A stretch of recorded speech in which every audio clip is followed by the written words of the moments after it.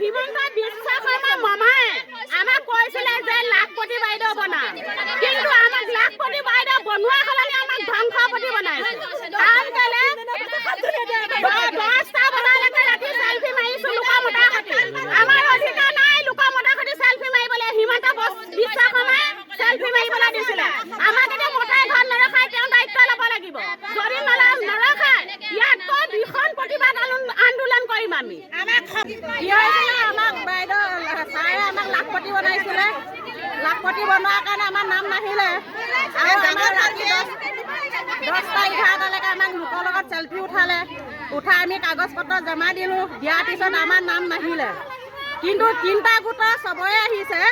আমাৰ এটা গোটৰ 3জনী আহিছে, 7জনী নাই অহা। সেইটো ছাৰে কেনেকুৱা কেলে কি চৰকাৰে এনেকুৱা কৰিব?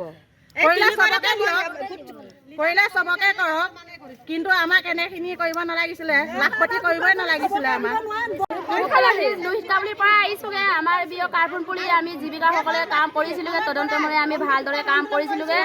কিন্তু আমাৰ BPM বাইদেউসকলেও চাব লাগে, আমাক সহায় কৰিব লাগে। যদি মহিলাসকলে গছৰ লোকেশ্যন কৰি গছ পুলি ৰুইছে, ৰোৱাৰ পিছত চবকে দিছে, যদি দিব লাগে। আদা দিয়াটো বৰ বেয়া পইচা হৈছে। আমাৰ মহিলাসকলে কাজিয়া পেচাও চলি আছেগে। এইকাৰণে লাখপতিটো 10,000 টকা গোটেই কোপা পাবলগীয়া আছে।